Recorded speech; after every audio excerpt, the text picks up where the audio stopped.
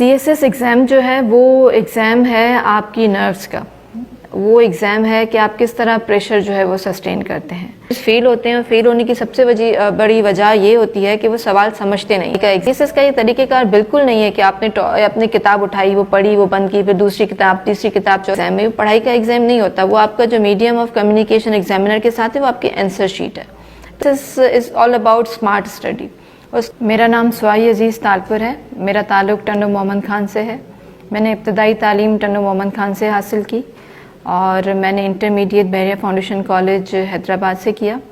मैंने अपनी graduation commerce से की Zubaida government girls college Hyderabad, और मैंने मास्टर्स भी किया Zubaida government girls college Hyderabad से, जो कि एफिलिएटेड है यूनिवर्सिटी ऑफ सिंध से। मेरा मास्टर्स में मेजर सब्जेक्ट इकनॉमिक्स था और मैंने उसके साथ चार्टर्ड अकाउंटेंसी भी स्टार्ट की, जो कि फिर मैंने बीच में 2011 में स्विच किया अपना करियर और मैंने CSS की तैयारी स्टार्ट की। और 2012 में मैं CSS के एग्ज़ाम में अपीयर हुई और अल्हम्दुलिल्लाह मैंने CSS का एग्ज़ाम फर्स्ट अटैम्प्ट में क्वालिफाई किया और मेरी allocation police service of Pakistan में हुई। पुलिस सर्विस ऑफ पाकिस्तान में एलोकेशन के बाद मेरी ट्रेनिंग स्टार्ट हुई 18 नवंबर 2013 से। पहले हमने training civil services academy Walton से की और उसके बाद मैंने पुलिस की ट्रेनिंग जो है वो की नेशनल पुलिस एकेडमी इस्लामाबाद से। उसके बाद मैंने अपने यूटीशिप के 6 माह कराची साउथ में गुजारे और उसके बाद 22 दिसंबर को मैंने पासिंग आउट परेड थी हमारी नेशनल पुलिस एकेडमी में और मैंने वहाँ से पास आउट किया 2015 में। पासिंग आउट में मैंने एक कंटिजेंट लीड किया था अपनी पासिंग आउट परेड में और उसके अलावा I was awarded as best in discipline award in national police academy. उसके बाद मेरी पहली पोस्टिंग हैदराबाद में थी। हैदराबाद में मैं तकरीबन 10 माह तक ASP कैंट रही और मेरे पास कुछ अरसे के लिए SP हेडक्वार्टर्स का चार्ज भी था। उसके बाद मेरी पोस्टिंग हुई फ्रंटियर कांस्टेबलरी में, जिसका कुछ हिस्सा मैंने पेशावर, और उसके बाद मैं assistant district officer FC Hyderabad में तैनात रही 1 साल के लिए। उसके बाद मेरी पोस्टिंग कोटड़ी में हुई। कोटड़ी में मैंने ASP कोटड़ी की हैसियत में 1 साल तक कोटड़ी और जामशोरों में सर्व किया। उसके बाद मेरी पोस्टिंग हुई क्लिफ्टन में और क्लिफ्टन में मैं अक्टूबर में ASP के तौर पे आई और फेब में मेरा प्रमोशन हुआ और उसी वक्त के दौरान नवंबर में चाइनीज़ काउंसलेट का अटैक भी हुआ और अल्हम्दुलिल्लाह अपने सीनियर्स की रहनुमाई के साथ वो अटैक जो है वो हमने फॉइल किया था। तो उसमें हमारे 2 पुलिस वाले शहीद भी हुए और जिनको हम बहुत ज़्यादा रिस्पेक्ट करते हैं और ये एक एहसान है उनका कराची पुलिस के ऊपर, पाकिस्तान के ऊपर। उसके बाद मेरी प्रमोशन के बाद मैं तकरीबन नवंबर तक SP क्लिफ्टन रही और उसके बाद मेरी पोस्टिंग नवंबर 27 को हुई एज SSP सजावल। और ये पहली बार था कि सजावल में कोई लेडी जो हैं वो पोस्ट हों एज SSP, और ये पहली बार था सिंध में कि कोई खातून जिनका ताल्लुक़ पुलिस सर्विस ऑफ पाकिस्तान से हो जिनको एज SSP पोस्ट किया गया था। मैं तकरीबन 10.5 माह तक SSP सजावल रही और मेरी पोस्टिंग के दौरान अल्हम्दुलिल्लाह हमने काफ़ी ऐसे इश्तिहारी मुलज़िम पकड़े जिनका जो 14-15 सालों से जो इश्तिहारी थे, मफरूर थे और जिनके ऊपर 15 से 20 दहशतगर्दी के मुकदमात थे। इसके अलावा एक पुलिस मुकाबला भी हुआ था सजावल में, जिसमें एक बदनाम ज़माना डाकू था जिसका नाम था नज़र पखीड़ू, जो कि 14 से ज़ायद केसेस में इश्तिहारी था। वो उस पुलिस मुकाबले में हलाक हुआ और हमारा एक police constable PC Shahnawaz Virmani उसमें शहीद हुआ। वो मुकाबला बिल्कुल दरिया के पास कच्चे में हुआ था और अल्हम्दुलिल्लाह उसमें हमारी कामयाबी हुई थी।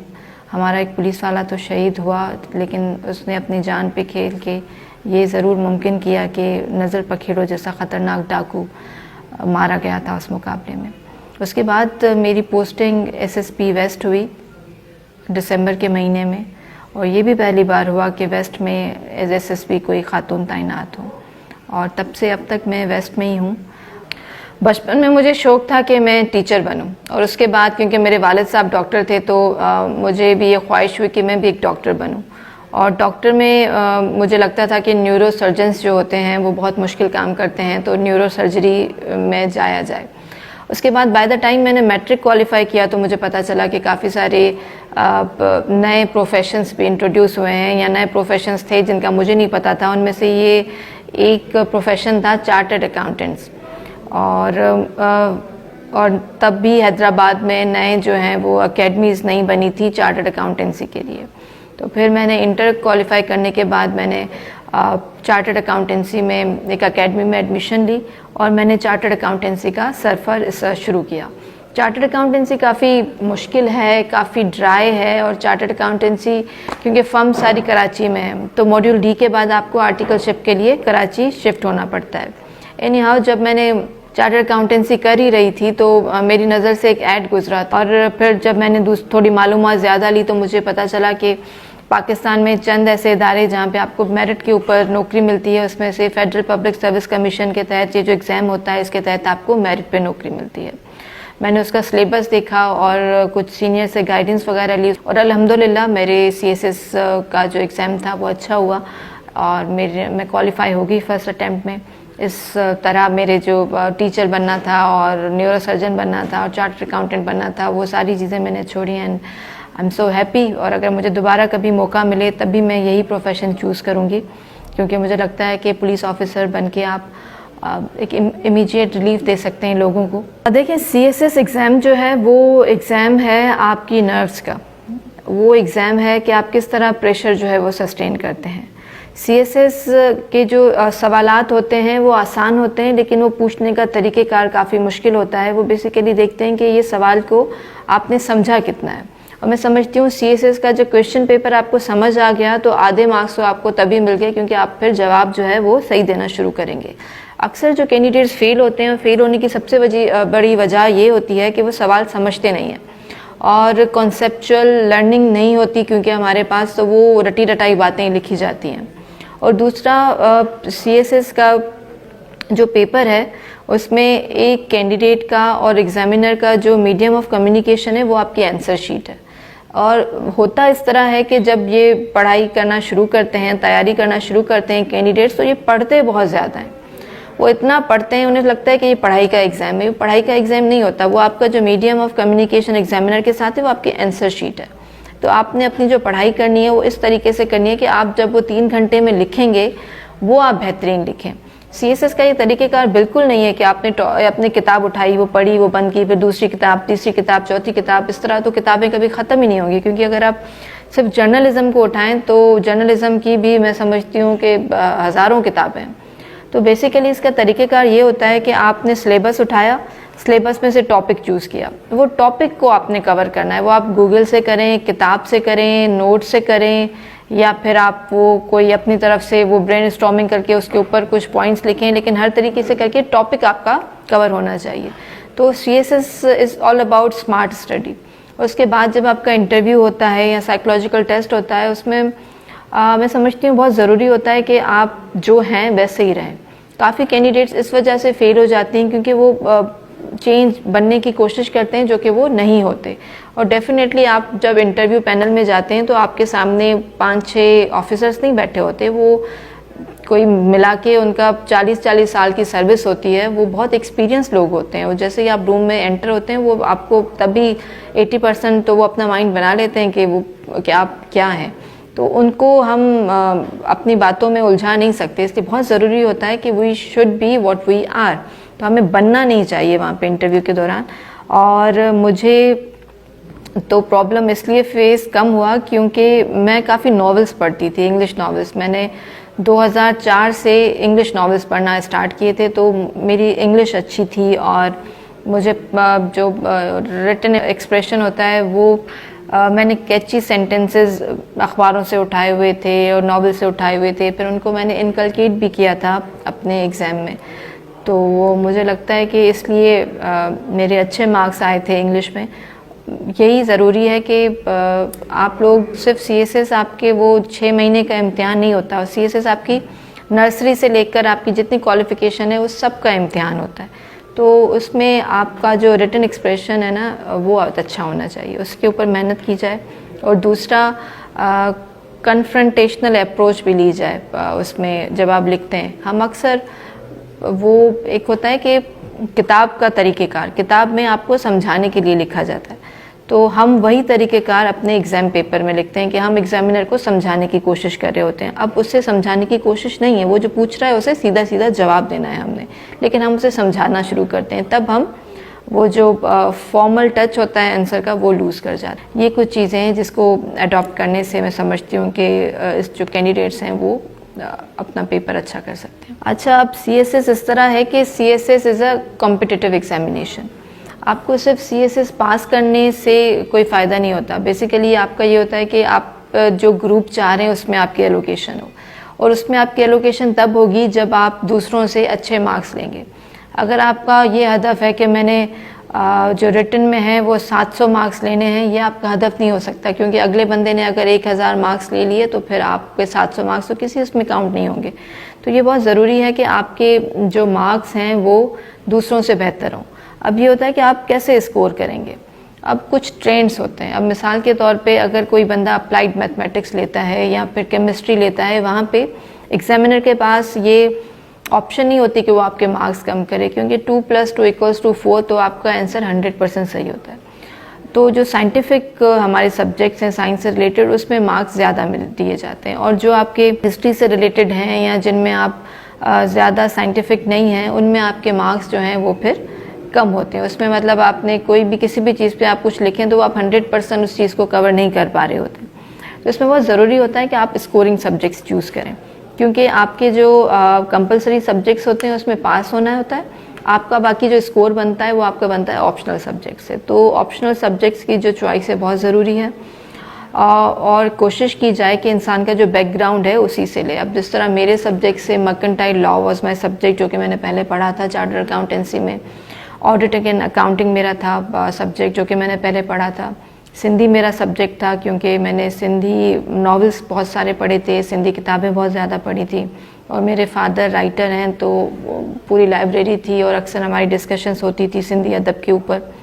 उसके अलावा जो मैंने नए सब्जेक्ट लिए थे वो एक इंटरनेशनल लॉ था, एक जर्नलिज्म था, लेकिन उसके ऊपर भी फिर मेहनत की थी और अल्हम्दुलिल्लाह क्वालिफाई हो गया। गर्ल्स जो करना चाहती हैं, देखें मैंने पहले भी जिस तरह बताया कि मेहनत का कोई भी सब्स्टिट्यूट नहीं होता, और अब अच्छी बात यह है कि आपका जो स्मार्टफोन है उसमें सारी इन्फॉर्मेशन अवेलेबल है। उसमें जो गर्ल्स हैं वो काफ़ी सारी ऐसी वेबसाइट्स हैं और काफ़ी सारे ऐसे ऑनलाइन पोर्टल्स भी हैं जिस पे आप CSS की तैयारी कर सकते हैं। तो ये टेक्नोलॉजी का फ़ायदा उठाएं, और डिजिटल वर्ल्ड है तो ये ऑनलाइन काफ़ी चीज़ें लर्न करके भी CSS क्वालिफाई की जा सकती है। मैं भी एक आम इंसान हूँ, मेरी ज़िंदगी में काफ़ी दफ़ा ऐसा हुआ कि मैं कामयाब नहीं हुई। जिस तरह मैं आपको बताती हूँ कि फर्स्ट ईयर के एग्ज़ाम में मैं केमिस्ट्री के पेपर में फ़ेल हुई थी, बोर्ड के एग्ज़ाम में। तो मेरे वालिद साहब मुझे बहुत ज़्यादा वो इनकरेज करते रहे। वो हमेशा मुझे कहते हैं कि आप याद रखो कि आपके दादा जो थे वो फ़ाइटर थे, आपके वालिद फ़ाइटर हैं, तो यू शुड बी फ़ाइटर। और ये ऐसा होता है कि आपको कोई बंदा कितना भी बोले, कितना भी इनकरेज करे, वो इम्पैक्ट नहीं होता जितना आपके वालिदैन का होता है। तो my father has always been a big support for me, और वो काफ़ी मैं उदास हुई थी जब मेरी वो पेपर फेल हुआ था। उसके अलावा CA भी काफ़ी मुश्किल था, CA में काफ़ी तकलीफ़ हुई थी, वो such a difficult task to do. लेकिन ये कि डिसहार्ट होना या ना होना वो सर्कमस्टांसेस पे डिपेंड नहीं करता, वो आपके अपने बर्दाश्त पे डिपेंड करता है, और आपकी फैमिली के एटीट्यूड के मुताबिक उसके ऊपर काफ़ी डिपेंड करता है। क्योंकि जो बच्चा होता है वो अपनी जो हिम्मत है वो अपनी फैमिली से ड्राइव करता है, अपने माँ बाप से। तो मैं काफ़ी लकी रही इस मामले में। दूसरे भी जो पेरेंट्स हैं उनका जो रोल है वो ज़रूर पूरा करें। सिर्फ बच्चों को खाना खिलाना, स्कूल की फ़ीस देना, ये उनका काम नहीं है। असल उनका काम ये है कि वो अपने बच्चे की हिम्मत बने, उसको इस मकाम पे लाएं कि वो दुनिया वालों से मुकाबला कर सकें। असल जो है ना जंग, वो आपकी है ये अपने माइंड के साथ। क्योंकि आपका माइंड आपको जो प्रोक्रेस्टिनेट आप करते हैं ना कि अभी टीवी देख लें, अभी मोबाइल यूज़ कर लें, अभी ये कर लें, बाद में पढ़ लेंगे, ये सारी जो चीज़ें हैं ना ये आपको तंग करती हैं, ये आपको आगे बढ़ने नहीं देती। तो ज़िंदगी में हमेशा ये याद रखें कि इंटेलिजेंट और शार्प और जीनियस होते होंगे कामयाब, लेकिन जो डिसिप्लिन बंदा है उसका कोई मुकाबला नहीं है। जो इंटेलिजेंट है अगर वो सुस्त है तो वो आगे नहीं बढ़ सकता, लेकिन जो डिसिप्लिन है वो आगे बढ़ेगा। हर डिपार्टमेंट को इंटेलिजेंट लोगों की तो ज़रूरत होती है, लेकिन डिसिप्लिन लोगों की ज़्यादा ज़रूरत होती है।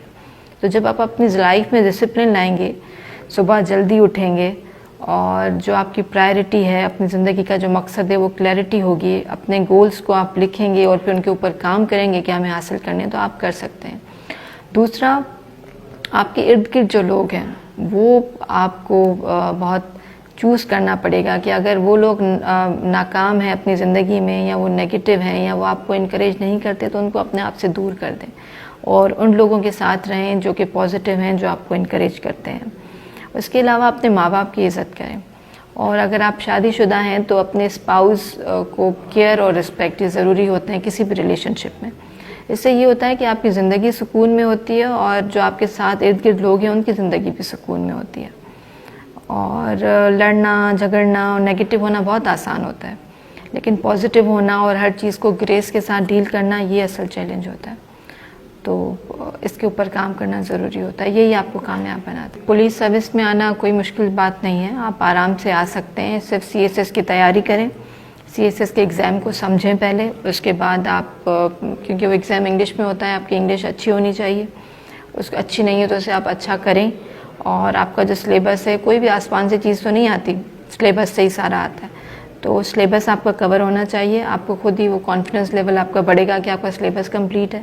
आप एग्ज़ाम लें और इंशाल्लाह ताला अगर आपके हौसले बुलंद हैं और आप कमिटेड हैं तो आप क्वालिफाई होकर आ सकते हैं। मेरी ये जो जर्नी है ये काफ़ी बेहतर रही, काफ़ी सीखने को मिला मुझे, और इसमें सबसे जो बड़ा सबब है वो ये है कि मेरी फैमिली बहुत सपोर्टिव थी, और मुझे ये अंदाज़ा हुआ कि मेहनत का कोई भी सब्स्टिट्यूट नहीं है, सक्सेस की कोई शॉर्टकट नहीं है। आपने अगर कुछ हासिल करना है, आप ज़िंदगी में कुछ बनना चाहते हैं, तो हार्ड वर्क ही आपके साथ होगा, और पॉजिटिव एटीट्यूड टूवर्ड्स लाइफ। और दूसरी एक चीज़ जो कि एक इंसान को कामयाब करती है, मैं समझती हूँ, वो दूसरों की हौसला अफजाई करना। मैंने अपनी ज़िंदगी में से काफ़ी लोग देखे हैं जो दूसरों की मदद करते हैं और अल्लाह ताला उनकी मदद करता है। तो ये जो बचपन में हम सुनते थे कि आप किसी को 1 रुपया देंगे तो आपको 10 लाख रुपए मिलेंगे, वो 1 रुपया ज़रूरी नहीं पैसों में हो, वो आपके अच्छे अल्फाज, आपकी इनकरेजमेंट, या आपकी कोई सपोर्ट किसी को हो, तो आपको भी अल्लाह ताला काफ़ी ऐसे लोगों से मिलवाता है जो कि आपकी ज़िंदगी में आसानियाँ पैदा करते हैं। तो मेहनत का लेकिन कोई सब्स्टिट्यूट नहीं है। अगर आपने ज़िंदगी में कामयाब होना है तो मैं समझती हूँ उसमें जेंडर का रोल नहीं है। मेहनत करें, आप लड़की हैं या आप लड़का हैं, जब आप मेहनत करेंगे तो डेफिनेटली आप आगे आएंगे। और कोई भी ऐसा प्रोफेशन नहीं है जो लड़की के लिए हो या लड़के के लिए हो। हर प्रोफेशन में जो ज़रूरत होती है वो होती है आपकी डेडिकेशन की, आपकी ईमानदारी की, आपकी कमिटमेंट की। तो हमेशा एक कमिटेड इंसान रहें, डिसिप्लिन इंसान रहें, तो इंशाल्लाह आपके साथ कामयाबी ज़रूर होगी।